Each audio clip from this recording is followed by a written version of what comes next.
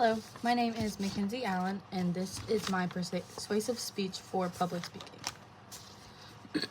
Go back to sophomore or junior year of high school when you were first taking the ACT or SAT. Everyone around you is stressing how important it is that you do well in this test. They're telling you that it can determine if you get into your dream college or not. And now it is the day of the test, and you are full of nerves and are just ready to get it done with. A few weeks later, you get your scores back and notice you did significantly lower than your friends.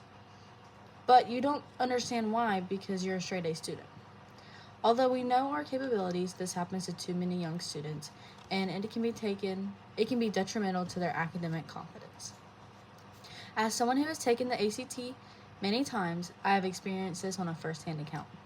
Standardized tests poorly detect how successful someone will be in college due to its inaccuracy, a person's test anxiety, and more colleges becoming test optional. The test's inaccurate representation of education is causing a fall in confidence and leaving students stressed out for their future. The test is an inaccurate representation of a person's intelligence and can't predict how well they will do in college. Standardized tests are simply made to represent a school, not a single person. According to Chris Streetman with the website mchenry.edu, standardized tests are to make the school look good and decide on how much funding they will receive. For instance, if a big enough group of students makes almost a perfect score, then it boosts the school reputation and the amount of money they receive. This is also why some schools are rumored to have easier ACT tests than others. It makes sense because if a school is constantly having a low average of ACT scores, then they're obviously going to start handing out easier tests to keep their reputation and funding up. If standardized tests aren't there to represent a student's knowledge, then why make them an important asset to some colleges and scholarships? Another way tests like the ACT are inaccurate because they are proven to be biased. According to Sandra Cernabon, an experienced college counselor with Verd magazine, research proves that there is a correlation between student scores and their socioeconomic status. For example, a student who comes from a richer family is going to have a higher score because of their ability to pay for tutoring, prep classes, and practice books. If you compare a different student who isn't as wealthy or doesn't come from an as wealthy family, they're going to have a lower score due to their inability to be able to pay for all of the preparation. Shown in the graph on the left, right there, standardized test scores are increasing as family income increases. The other graphs on the right also support the idea that the scores are biased towards different races and parents' education level. For many students, this test can be the only opportunity for them to be able to pay for college, causing an excessive amount of test anxiety. Students are constantly being told that this silly test determines their future and can ultimately get their college paid for. This can cause a great amount of anxiety and can make students perform poorly. Students that suffer from test anxiety or anxiety in general have a disadvantage during the ACT. According to the website learningscientists.org, analysis show that anxiety affects the cognitive processes, causing students to completely blank and having difficulty with focusing during big tests.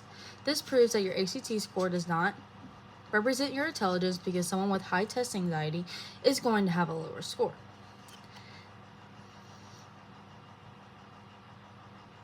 The website heritageherald.com states that 16 to 20% of students struggle from test anxiety. That is 16 to 20% of students that are getting a lower score due to anxiety. Many argue that studying and prepping for the ACT can reduce stress. While this is true, there's no true way to study. You can get many ACT books and sign up for plenty of prep classes, but at the end of the day, you don't know exactly what's going to be on the test. You know the 4 subjects, but that's about it. Most students also don't have enough time to study for a long period of time or can't afford all the preparation. Besides all of the stress, another reason the ACT should be discontinued is because colleges are becoming test optional. Although the ACT is deemed to as a depiction of your future, it is becoming less relevant for college admissions. According to Jill Quinn with issue.com, many colleges quit taking ACT scores after the COVID-19 pandemic and never went back. This trend shows that colleges are starting to realize the inaccuracy of the test. The website InsideHigherEd.com states that around 80% of colleges in the U.S. are test optional. The majority of colleges are becoming or staying test optional, proving that it is truly not an important test. Some colleges are even test flexible, which means they allow students to submit their AP scores instead of the ACT or the SAT. Hopefully, the amount of institutions becoming test optional will grow and cause the downfall of the ACT. Now we can reevaluate the importance of the ACT and other standardized tests. Next time we find ourselves stressing over a standardized test like the ACT or SAT, we can think about if it is truly worth working ourselves up over. If you see a friend or a sibling stressing over a standardized test, let them know that their score does not define their intelligence, to go in calm and collected, and that a lot of colleges are becoming test optional. Hopefully, these complications will be taken into account, and soon high schools and more colleges will stop requiring standardized test scores.